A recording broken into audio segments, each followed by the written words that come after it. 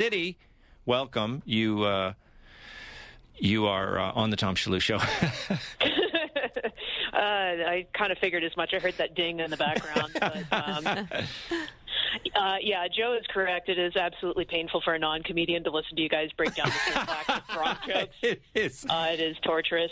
The other thing I was going to ask is, do you guys think that he wrote his own material? And if he had help, how much help do you think he had? Because even if you write good jokes, I mean, if you're not delivering your own material, it seems like something's lost with that as well. Yeah. What do you think, Allie? I think that he did write this because it seemed very Gronk-like. Right. And, and he's like, hey, Tom, give me a break, whatever. It seemed kind of loose in a Gronk way. But in that way, he's able to get laughs when he does a press conference or something, or if he's after a game, they'll stick a microphone in his face. And what's funny there is not necessarily going to work on the stage, right? I think you're right. And I think if he did have help, it probably would have been a little tighter. So he probably decided to venture out on his own to do this. There must be writers in some capacity. That's why I was wondering if we knew anyone on the show. But I think you're right. He probably ran with it. Because a guy who does well on the red carpet will think to himself, oh, I don't need a writer. I think I can just be engaging and funny and do what I do, and people will love it. Yeah. Did you ever see John Mayer when he was doing The Cellar or anything like that? Yeah, I saw some clips of it, and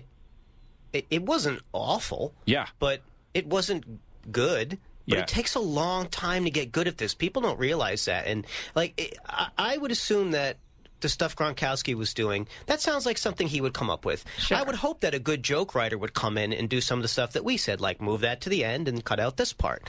But what he has in his favor is he's immensely likable. Mm-hmm. Yeah. So you cut, if you like somebody, you cut him a lot of slack. Yeah. So he just needs someone to help give him and if he's as coachable as he is as a player, I think he could have a nice run with it. I mean, there are guys like, remember Bob Uecker became very funny after, and he was, Right. after his baseball career. At the very least, he could be a great color commentator, great, broadcaster, because he adds the funny. Yes. But, Allie, John Mayer, a musician, obviously, he was probably, because I've seen him. I've seen him perform I have, as a too. musician. But I Oh, didn't see him okay. do the stand-up. But I saw little videos and things like that. But the thing about it is, he, like a lot of musicians, you've probably seen them and done shows with them, in between the songs, they'll do a little talking to introduce the next song. And they always get laughs. Right. So I think they often think, well, I can do stand-up because I do it in between the songs. But then when they're out there without the songs to support them, that's where it all kind of falls apart, right? Yeah, definitely. And it's funny, I heard, Michael Bublé? Yes. He does jokes in between his songs, and Yep. he's got this crooner. He has an older, dignified audience, I guess. He tells filthy jokes between his...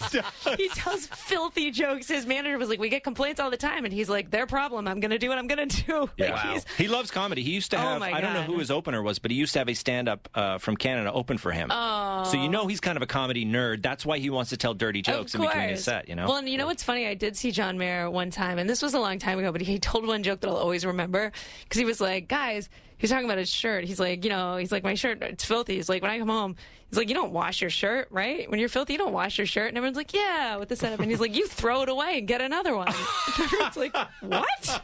That is such a good. perfect example of a, rich dude not knowing that. Thinking everyone's on board. And But then if he everyone's had like, no. Now, was he embracing that? Was he in on that joke? It didn't seem like it. No, It really that's the felt like he problem. was like, right, guys? You wear it 3 times, tops, and then you go, and everyone's like, what? No, I don't know how you do that. It's the best. that would be very funny if that was actually the joke, but alas, it was not. Yeah.